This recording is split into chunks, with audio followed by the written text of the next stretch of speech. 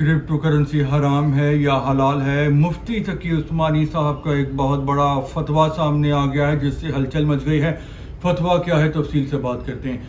دیکھیں، مفتی تقی عثمانی پاکستان کے بہت بڑے عالم دین ہیں۔ انہوں نے کرپٹو کرنسی کے حوالے سے کہہ دیا ہے کہ شریعت کے لحاظ سے یہ جائز نہیں ہے، یہ حرام ہے۔ کیوں ہے، وجہ کیا ہے؟ تو انہوں نے یہ کہا ہے کہ چونکہ یہ اس تعریف پہ، مال یا جائیداد کی ڈیفینیشن پہ پورا نہیں اترتی اور یہ کوئی عملی صورت میں موجود نہیں ہوتی، بلکہ کھاتوں میں جو بھی نمبرز ہوتے ہیں وہ فرضی ہوتے ہیں، ورچوئل اور ڈیجیٹل، تو اس وجہ سے یہ اس میں کام کرنا ٹھیک نہیں ہے۔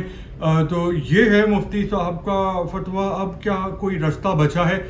دیکھیں، بات یہ ہے کہ جو لوگ شرعی طریقوں پہ چلتے ہیں تو وہ پھر اس پہ چلیں، اور جن لوگوں نے کام کرنا ہے تو وہ ان کی مرضی ہے، یعنی ہمیں جو پسند ہے ہم وہ کر سکتے ہیں اگر وہ قانون کے دائرے میں ہے۔ تو اگر کوئی نہیں کر رہا اور وہ شرعی حکم مان رہا ہے تو اس کی رسپیکٹ کرنی چاہیے، اور اگر کوئی اس کے باوجود بھی کام کرتا ہے تو ہمیں اس کو کافر یا حرامی وغیرہ نہیں کہنا چاہیے، کیونکہ اپنے کام سے کام رکھنا چاہیے، یہ زیادہ اچھی بات ہے۔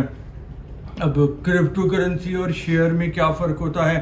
دیکھیں، جو پاکستان اسٹاک مارکیٹ ہوتی ہے یا جو دنیا بھر میں جو اسٹاک کا کام ہوتا ہے، تو اسٹاک اس طرح ہوتے ہیں کہ جیسے ہمارے یہاں مختلف کمپنی ہیں، نیشنل فوڈ ہو گیا، فوجی فرٹیلائزر ہو گئی، سوئی ناردرن ہو گیا، کہ الیکٹرک ہو گیا، بینکس ہو گئے، تو وہ اصلی عملی طور پر وہ موجود ہیں، ان کی برانچز ہیں، ان کے کارخانے، فیکٹریاں ہیں، وہاں پہ کام ہو رہا ہے۔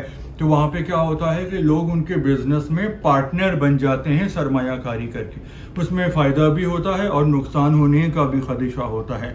تو کرپٹو کرنسی جو ہوتی ہے وہ صرف اور صرف نمبرز ہوتے ہیں، تخیلاتی، ورچوئل، اور وہ عملی طور پہ کوئی کارخانے یا فیکٹریاں کام نہیں ہوتا۔ تو یہ ڈیفینیشن ہے۔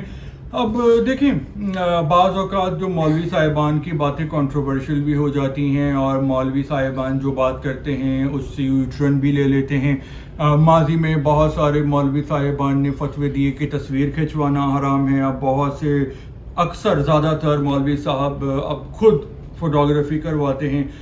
ٹیلی ویژن کو حرام قرار دے دیا گیا، لیکن اب سوشل میڈیا پہ اور ٹی وی پہ مولوی صاحبان خود بھی بیٹھے بھاشن دے رہے ہوتے ہیں۔